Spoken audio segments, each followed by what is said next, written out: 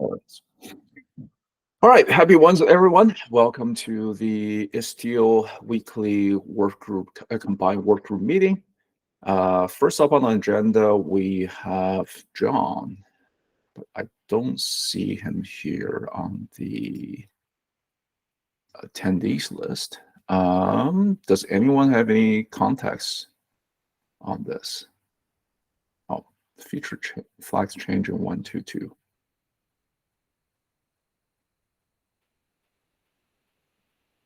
Okay, I guess we're gonna need John to speak to this.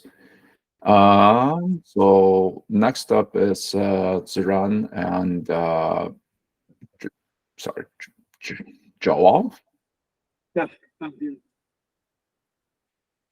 So I've been working on some telemetry and open telemetry things for Istio for some time, and these two PRs I contributed them to the API, and they are merged. And talking with Zirine, I don't know, I'm butchering his name, but he wanted me to join, so just to see if the community thinks it's a good idea to put this into the release.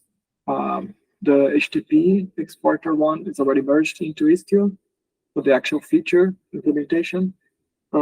And the second is the resource detector. This one, I have a PR open now for implementing it. We just found slight issue with Envoy, but I think we will be able to patch it. So this is just a discussion that he started about cherry picking this into the 121 release. In general, for me, I'm representing the company that I work for, Dynatrace. Would be really cool if we could make it, because as you know, there's this deprecation of open tracing in Envoy, and I'm working on getting the hotel thing so users can migrate. And both of these, the HTTP exporter and the resource detector, are huge benefit for our customers, because they can get the host and process information of the things that are running in the cluster with the telemetry. And we have intentions of publishing guides and blog posts and so on, and those will all link back to Istio. So I guess it would be some traffic as well and some discoverability for these two projects. Yes, that's what I have to say now about it. Ziran unfortunately said that he can't join the meeting, but yeah.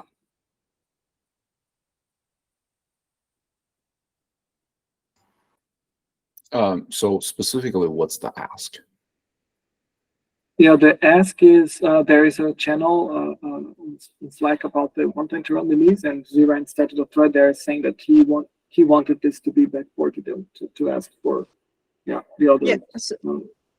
Yeah, so I did ask to put on the agenda for general awareness, first of all. Second of all, we don't normally cherry pick API changes back to the branch when the branch has been cut.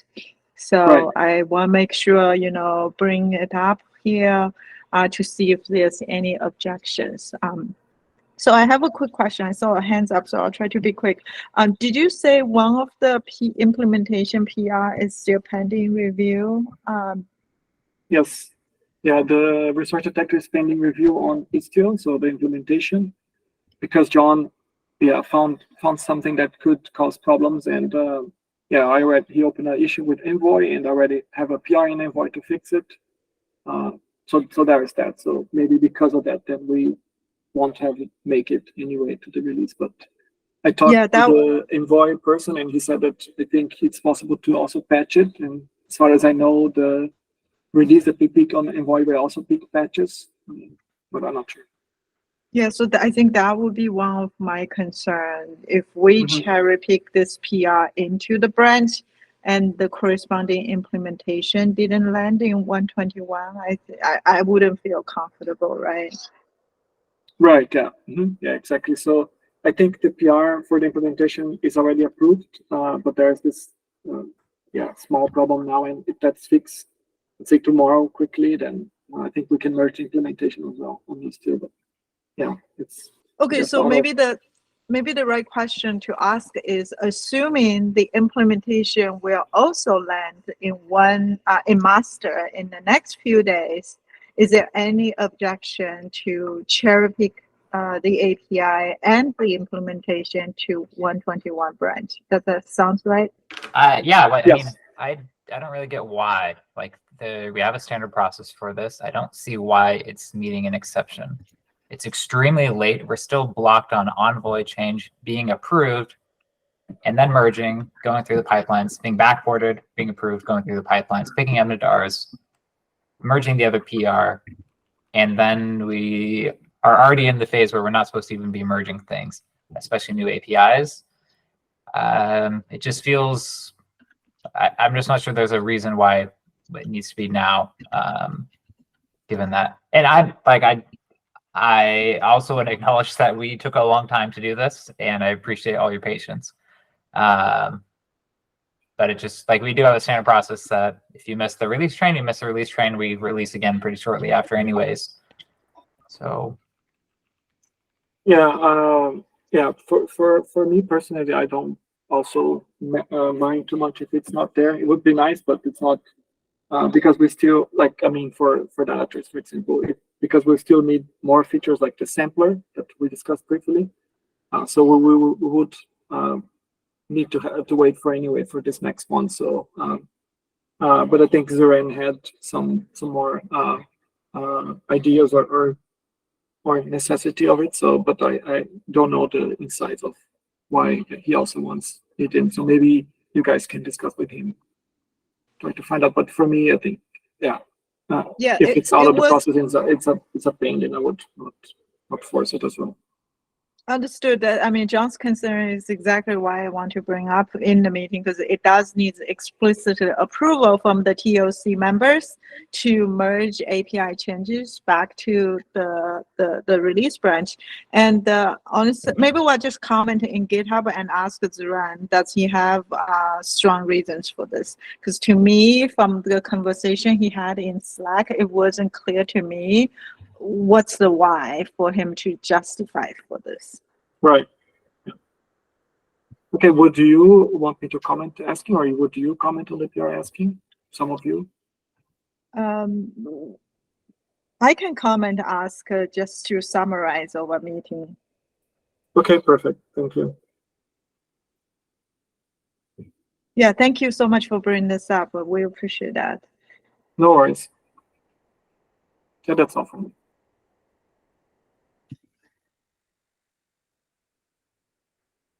All right. Moving on. So now that John has joined, John, you want to speak to this PR? Yeah, it's actually an issue, not a PR. Sorry, issue. Yeah, no problem. So this is kind of starting to plan for 1.22 things we want to change. We're using the new compatibility versions.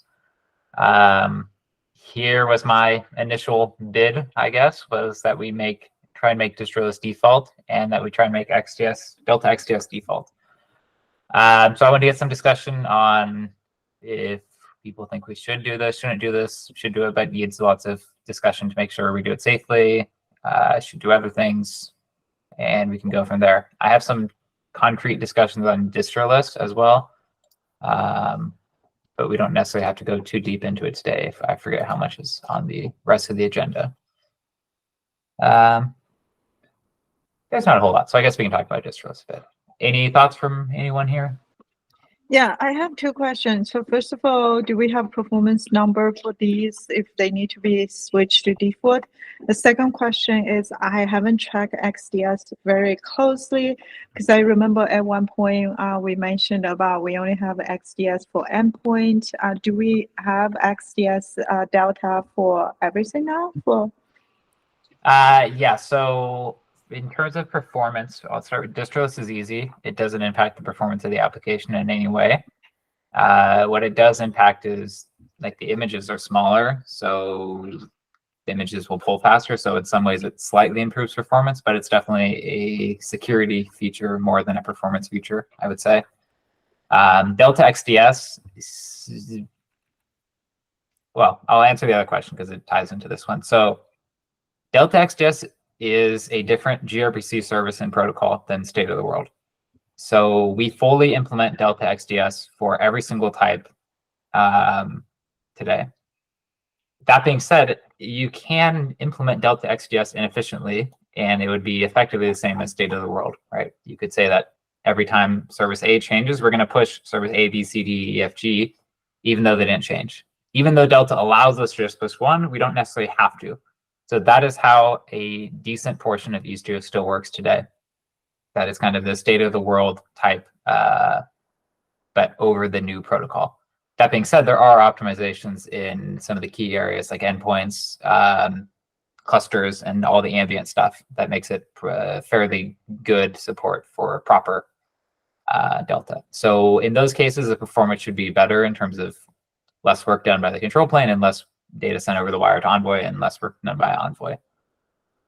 In terms of stability, we've been testing in our standard integration tests with kind of part of the workloads Delta, part state of the world for like many releases now, probably 10 releases, and haven't really seen issues for quite some time. There was one issue that was recent, possibly still ongoing around WASM specifically, but it's being looked into. So I don't know who's first. Keith, I think. Yeah, so I generally am okay with Delta. Like I said, we've been doing state of the world and Delta as a protocol and endpoint. So yeah, I don't have a big opposition to that, like on those grounds. My concern is thinking about like the downstream effects of this. So let's say we do want to optimize Delta XGS and actually implement it for resources in a more efficient way. With the default on Delta XGS, that change now gets broadcasted to every user of Istio, and the only way for them to not get those changes is to go back to state of the world. But the default would be to opt into those new changes. So essentially what we've got is we have no way to mark new Delta XGS optimizations and test those for a while. We have no way to mark those as being experimental without creating new flags for each resource, which gets a bit messy. So we lose a little bit of flex. If I'm understanding this correctly, based on what you said, John, I think we're losing some flexibility in being able to actually optimize and truly implement a Delta version with the Delta XGS protocol. If we have a constraint that we can't add new feature flags, yes, but even if so, we could even just add one that's like experimental Delta improvements if we don't want to have many different ones.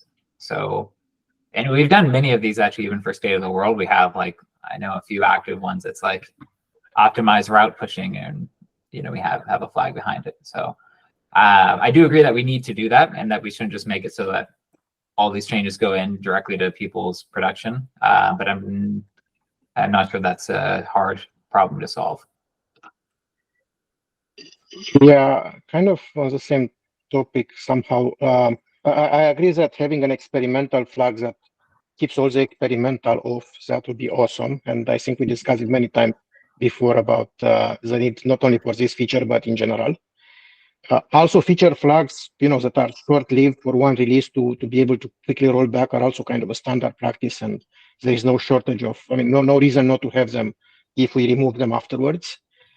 But my concern is really about stability of the main branch versus ambient. We are already having delta on ambient for Z tunnel.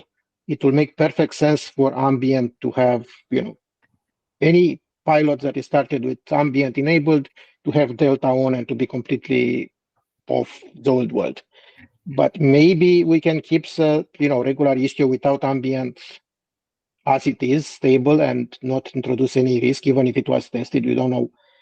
Our testing is not necessarily reflecting of reality and that extensive in terms of, how much we test. It's just kind of synthetic. So it would be probably safer for everyone to, keep it in ambient on, have one or two releases of ambient with this, and later on, decide if we still want to change it for sidecars or just keep it stable for longer, until we want to remove it, basically, the old code.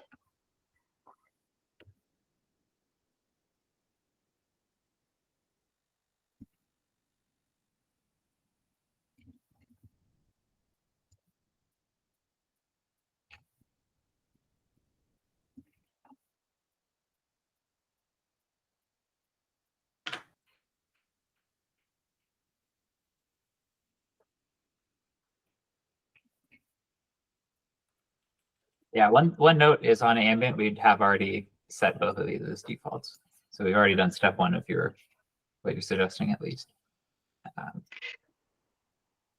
But So we let's obviously keep it haven't that way. shipped I ambient.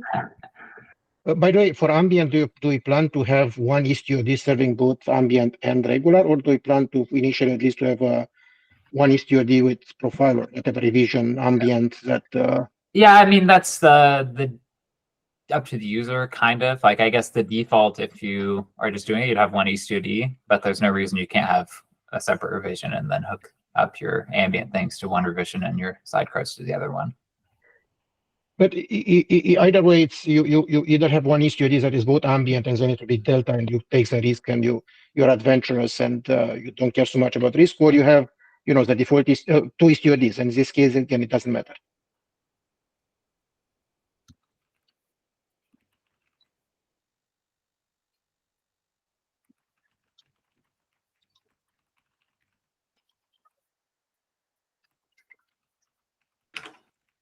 Yeah.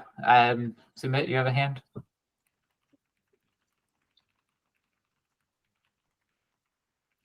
No, maybe not.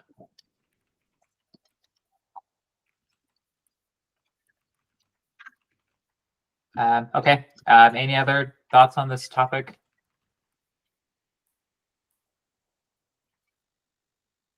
I think what Qasim is saying,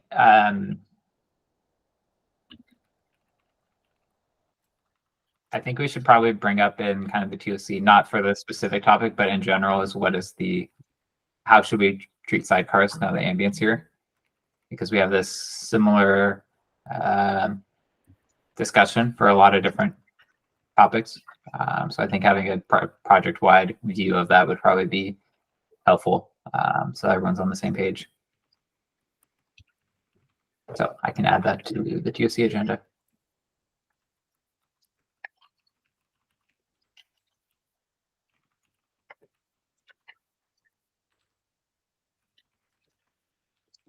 All right, it doesn't sound like there's anything else, so let's move on. All right.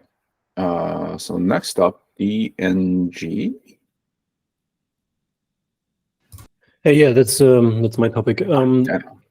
We're still working on our operator and the API, and we've come across a bunch of fields in the values API that, some of them have been deprecated, and we've actually, Brian is here. He actually submitted a PR to deprecate others that were the same but not deprecated. So in this case, it was about Kubernetes resources fields that were deprecated in some components, but not all of them, at least in the values. So I guess the idea was that you set the resources through the Istio operator spec.components fields, where you have all the Kubernetes overrides. Now we are not sure what the idea was with this. Was the general direction that the community wanted to go that all these very Kubernetes specific fields that are not necessarily related to Istio itself are moved into those overrides, and that's why they have been deprecated? Or is there another reason for it? I briefly just tried to look through the Git history, and it looks like 5 years ago, someone said you deprecated the K8s ones, presumably so it could go in the Istio operator, is my guess, like you said. But it looks like that was 5 years ago, and nothing's happened since then. And I don't know that those decisions from 5 years ago still make sense today. Yeah, I also am not even sure, like, it up. Does a user even know it's deprecated? Like, do they even get a warning? I don't Yeah, think I think so. it's just a kind of bogus, like we could make it so that that field gets piped to the user, but I don't think we ever did that. And I don't think it's a good idea, especially now with Helm being back in style, because obviously there isn't the components section in Helm. So I feel like this should probably just not be deprecated, is my initial reaction. Yeah, I mean, those are all fields that you kind of need to configure. I think, so there were some things in the past, well, that we probably shouldn't repeat, where I have a vague memory of us sort of re-implementing node affinity. So we had our own format for that field instead of just passing through whatever you put into the field into the Kubernetes field. We had sort of a slightly different API than what Kubernetes had. So I guess those kinds of things are problems, but in general, I think we still need to be able to configure all these things through Helm, right?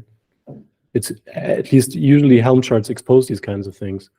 So you don't need to run customize on top of Helm for very standard things like annotations, environment variables, and so on. Yes, Keith? Yeah, I think there's a bit of tension when it comes to what a lot of our users are trying to do with Helm and even the operator API, not specifically the in-cluster operator controller, but rather the Istio operator API. A lot to your point, the stance of the community currently is we try to keep the values relatively tidy and allow for customized to be able to specifically Helm post rendering. Customized just kind of the most popular option for any more advanced or more specific needs that users might have.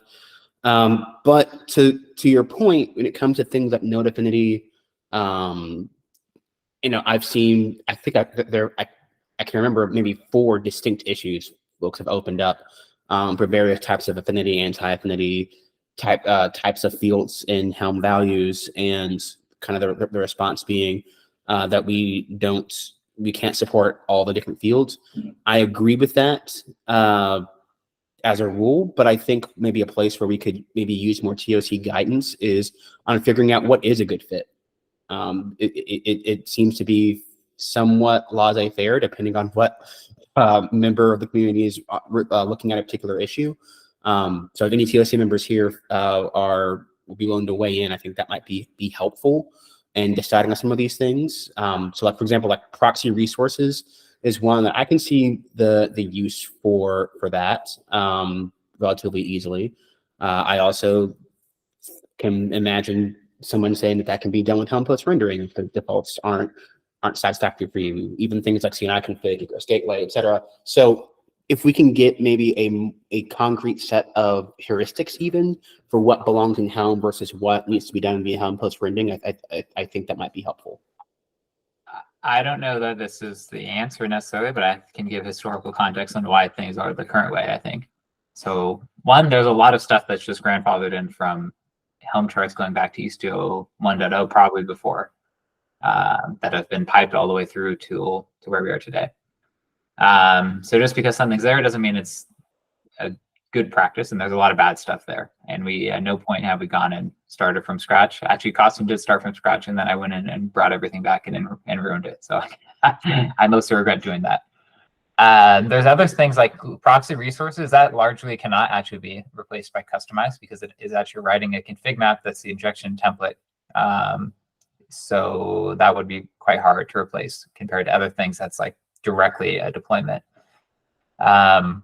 When we made the newer charts, the new gateway chart, the Z1001s, what we did was look at kind of the output that you get when you do Helm new and some common Helm charts like Grafana and Prometheus, and kind of copied some of the common ones and figured that was probably a decent way. And over time, a few ones got in. It's not exactly the most principled. I think Helm sucks in this regard, and it's terrible that 8 years into Helm, we're still dealing with this stupid problem. But I don't know. That's kind of where we are. I agree. It's not exactly a principled approach, and it's not ideal. But go ahead, Costin. Yeah, I'm a bit more strongly opinionated about this. Let's be honest here. I mean, Helm charts right now are a huge mess where we have a huge API surface in value.yaml, which is never reviewed as an API. We have as much complexity as you can imagine in the injection templates, which are triple templated probably. Helm and then Istio is doing its own templating on top, and plus because you can do pretty much anything, it's a programming language effectively. We are programming stuff in Helm templates, and it works because you have a lot of smart people that are, spending a lot of time and have extensive tests and other things, but it's not necessarily ideal and how we should probably run this thing. But history is history. That's how we started. It's very difficult to change. People are pushing back against any kind of change. The good news, as John said, Z-tunnel, at least it's a bit saner, and hopefully we can keep it sane. I cannot imagine. I tried once to clean up, and I actually agree with John that it was not a good idea because, again, there are many things that are hidden in the templates that someone is using them. That's how we ended up with this mess, not reviewing everything and not being strict. So perhaps, like the previous comment, ambient is the right place to do the right thing and to keep things clean and have proper review about what goes into template and keep them simple. And for Istio Classic, what can we do? I mean, it's almost impossible to change anything at this point. It's too ossified.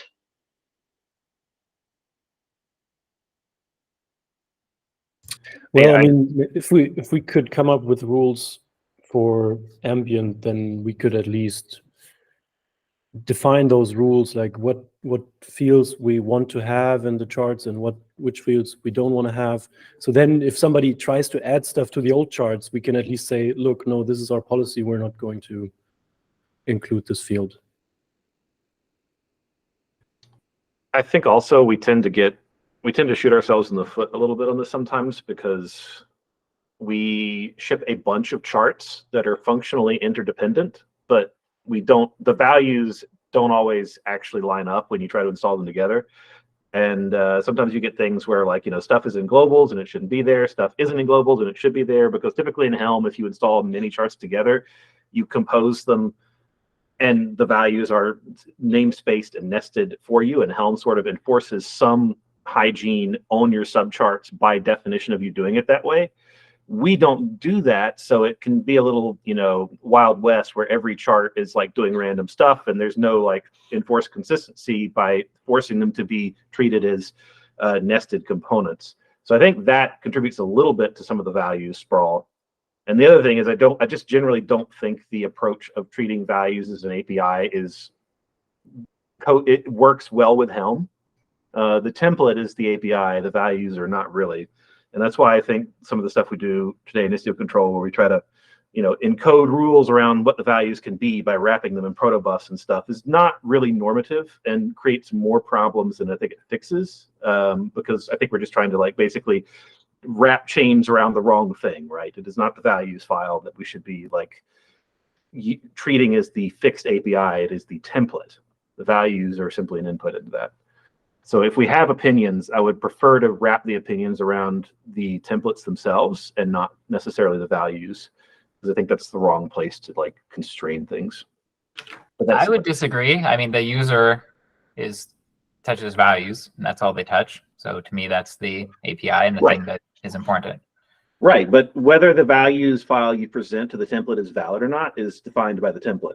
Right, it's like a REST API, right? You can provide whatever values you want to the API, but the definition of the API is what values it will accept. Sure, I don't care who decides what makes the values valid, if it's proto or JSON schema or someone, as long as it says this is valid or not and it's stable, right?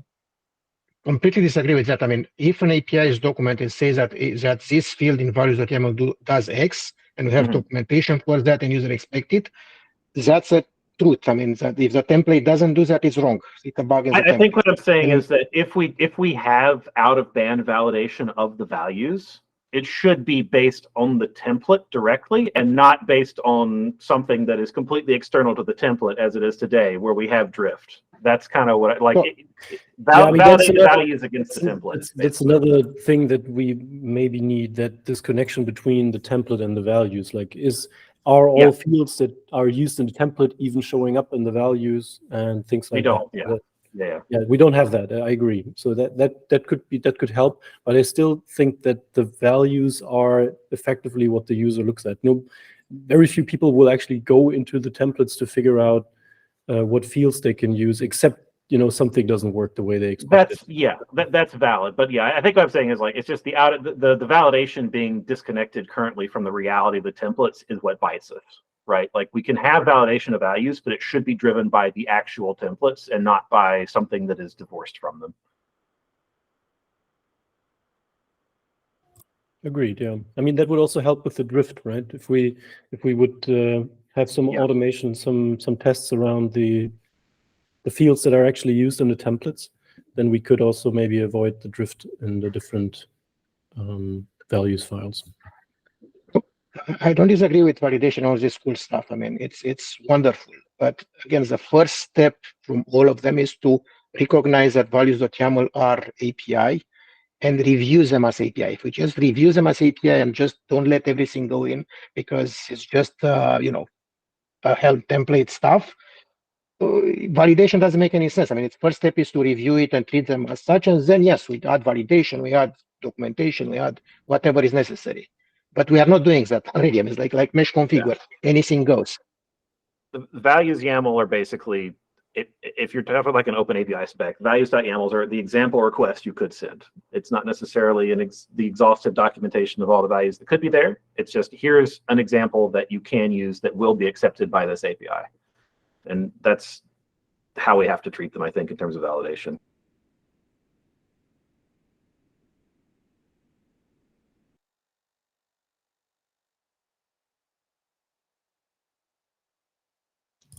All right. I'm just wondering what I should take away from this. We need validation of the values. We need review for the Z-tunnel and all the new stuff, I would say. Yeah, I agree. But as I said, I think if we come up with rules for Z-tunnel, then we should have those rules maybe not, enforce, but apply to the whole, to all the charts, so that people at least people the don't ambient charts, yeah. Well, in the That's ambient the trick. chart, you can actually have Yeah. automation around it, but in the other charts, then we'll at least have something to contribute, to show contributors if they want to add a new Kubernetes field somewhere, and we can point to this document and say, hey, this doesn't matter, or it does matter policy, and you can merge it. Yeah, it's already a little confusing that Z-tunnel's values layout is slightly different than every other component. And I think that's fine if we want to say this is the way we do it. But to your point, that kind of means we need to figure out a way to make the other components that will also come with ambient probably be somewhat consistent with that, because it's going to be confusing to have every chart doing its own thing. To this point, I mean, Istio charts are doing things different from all other charts in Helm repository. 100%. Yeah. Z-tunnel is actually aligned with other repositories, so more familiar with users. So, and we cannot change the other. Yeah, I agree. So should we be producing a document, best practices on Helm values? Because I've seen a lot of PRs from the community, hey, adding this to our values, adding that to our values. It would be nice if we can actually have a guidance for the community. It should be possible. I'm sure there are tools out there that will, for instance, emit documentation around accepted values if you feed them a chart. I think we could probably automate some of this, right? Here are all the valid values given this particular chart. And then you can extend that to do things where, like, if someone tries to add like default values that are not supported, or we have some leftover one somewhere that it's caught. But at the very least, like having something that will take the charts we have and emit documentation of what values they support, that's step one. Step two, I think, is what Costin was talking about, which is just being more opinionated about being Helm normative in PRs. And that might require some out-of-band documentation in the developer guides. I think we already have docs for values.yaml, if I'm correct. I believe I've seen it on the Istio.io. They are part of our API. So they're part of the API documentation in Istio.io. I don't know if everything is part of it. I remember there was some protobuf at some point that was used to generate. I mean, when we tried once to do this and we failed. And I don't know if that's still valid, to your point, for Z-tunnel, which is a little more normative than Istio's traditional stuff. So maybe we check that and make sure that that's still aligned with what we want to do with the Z-tunnel chart.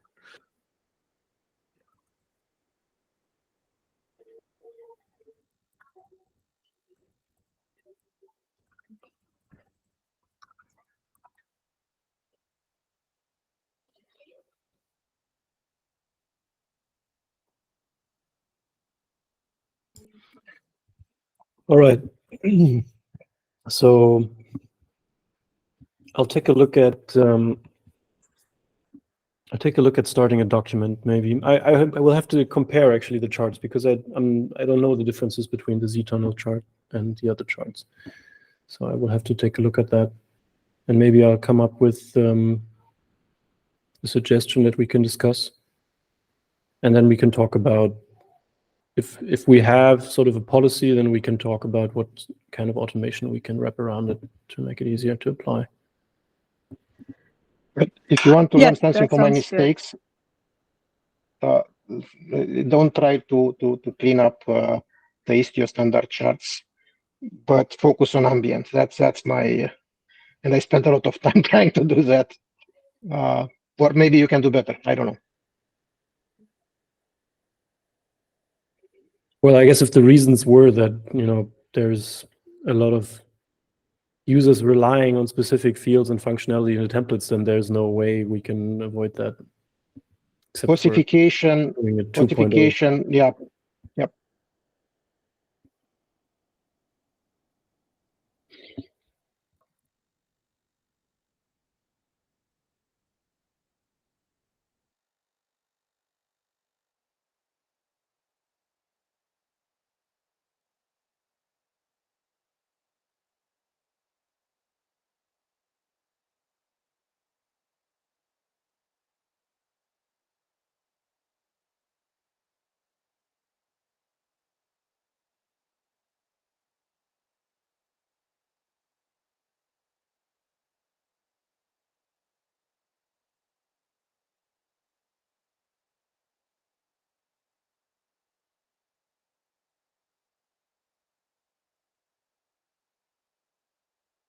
All right, thanks.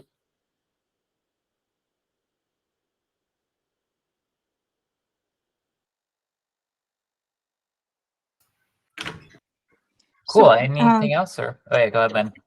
given we have 17 minutes, Ben, did you think you want to bring up the document you wrote? Yeah, I don't want to bring it up too much. It's up there in the still under review. So the section at the top. So just take a look at that. The control plane C integration stuff. This has popped up again, and this has popped up in the past repeatedly. So this is another stab at that. Take a look if you care. I'll probably try to bring it up next go around if unless there are any big comments. Thanks. Yeah, thanks, Ben. All right. Do we have anything else?